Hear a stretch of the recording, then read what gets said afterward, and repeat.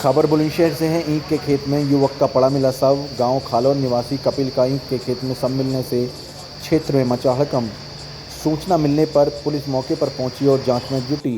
बीती रात से गायब बताया जा रहा था 35 वर्षीय मृतक कपिल कोतवाली जहांगीराबाद क्षेत्र के जटपुरा रोड स्थित राजवाही के किनारे ईंट के खेत में पड़ा मिला शव। खबर बुलंदशहर से है। दुकान का शटर काटकर चोरी करने वाले 4 सदस्यों को पुलिस ने किया गिरफ्तार। गिरफ्तार आरोपी ने कस्बा खानपुर में शटर काटकर दुकानदार सुभाष की दुकान से की चोरी। पुलिस ने राहुल, नवीन, मोहित, सुनील चारों चोरी करने वाले आरोपियों को किया गिरफ्तार। गिरफ्तार आरोपी पर पूर्व में ही अलग अलग थानों में मुकदमा दर्ज। गिरफ्तार आरोपियों से लोअर, टी शर्ट, चप्पल समेत चोरी की एक मोटरसाइकिल हुई बरामद। खानपुर थाना पुलिस ने 24 घंटे के अंदर चोरी की घटना का किया खुलासा। संदिग्ध परिस्थिति में विवाहित की मौत। मृतक के पिता ने जताई ससुराल में हत्या किए जाने की आशंका।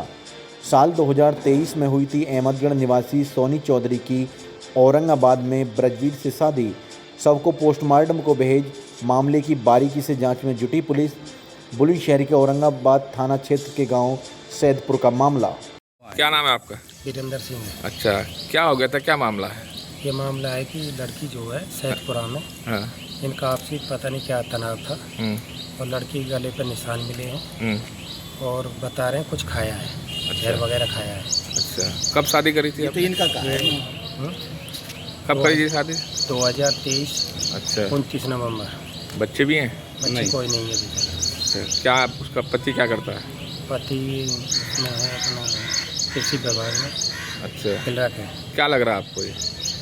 ये लग रहा है कि ये हादसा हुआ है, हत्या? उसके साथ हत्या की गई है। क्या नाम था बेटी का? सोनी चौधरी। कौन से गांव की घटना है? ये सैदपुरा थाना औरंगाबाद।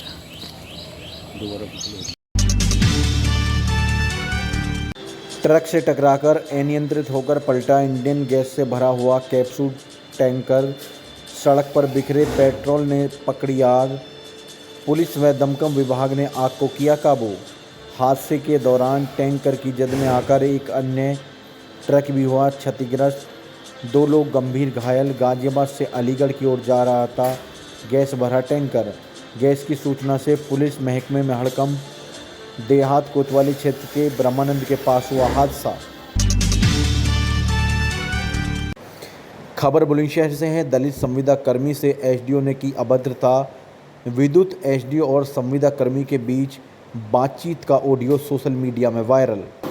ऑडियो में दलित संविदा कर्मी अजीत कुमार से गाली गलौज कर रहे बराल एसडीओ राजेश कुमार। अजीत, नमस्ते सर।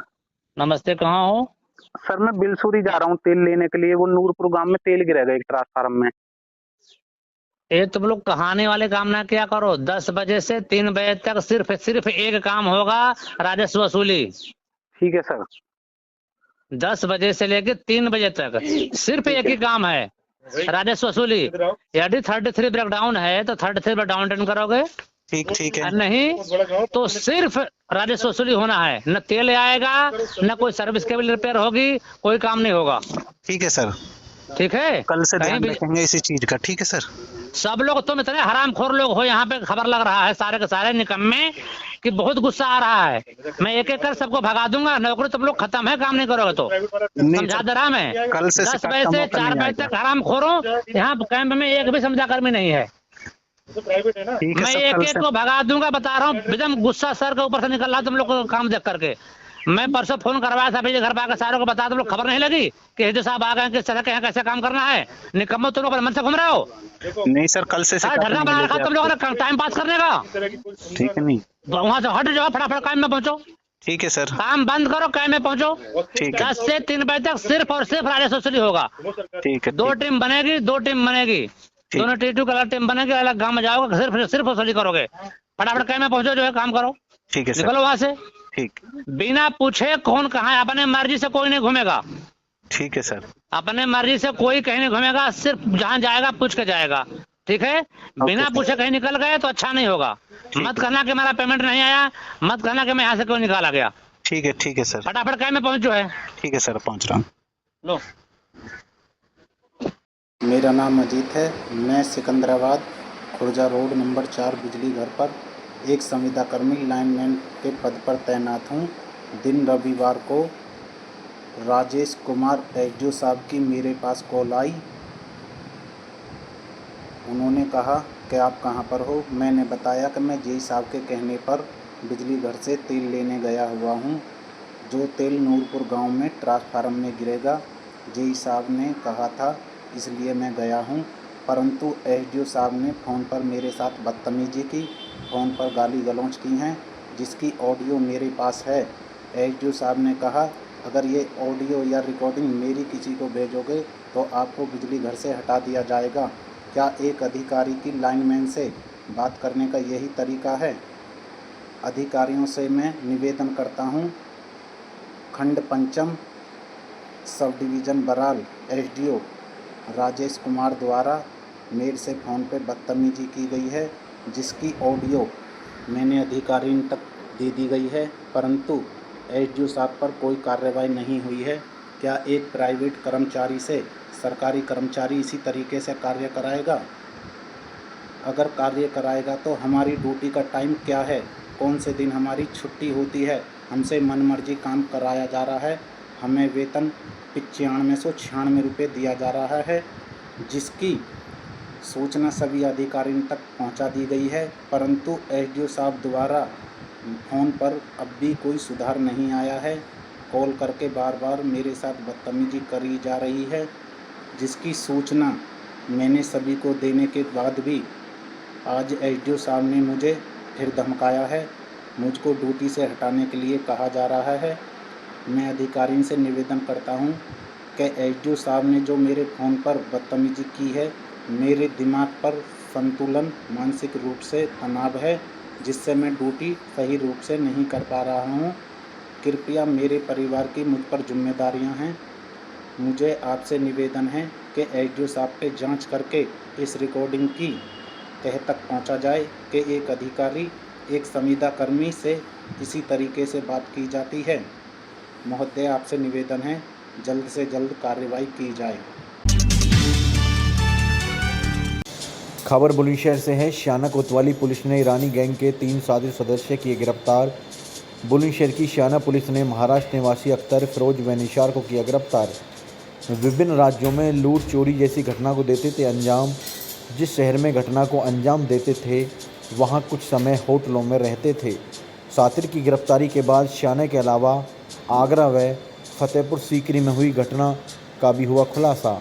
आरोपियों के कब्जे से 68,000 रुपये नकद, सोने के आभूषण, 3 तमंचे व 6 कारतूस हुए बरामद।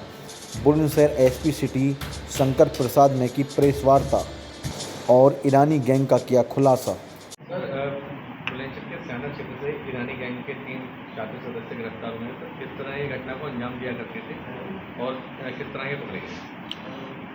थाना स्याना और स्वाट टीम की संयुक्त कार्रवाई में 3 सातिर चोरों को गिरफ्तार किया गया। ये एक अंतर्राज्यीय गैंग है।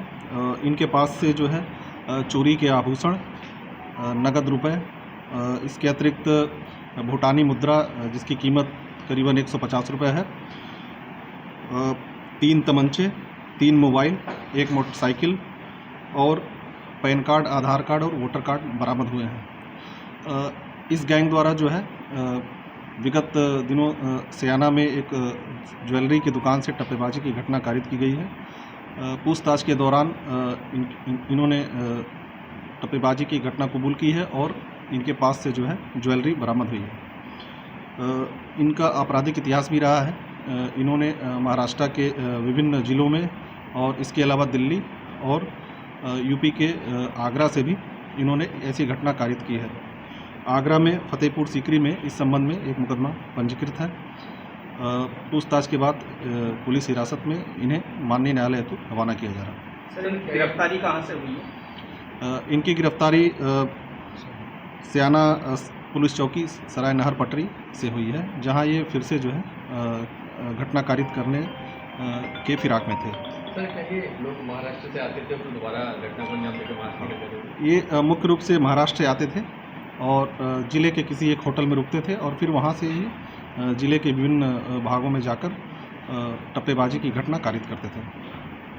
तो अपने आसपास की हर छोटी बड़ी खबर को देखने के लिए चैनल को सब्सक्राइब करें, लाइक करें, शेयर करें और बेल आइकन दबाना बिल्कुल ना भूलें।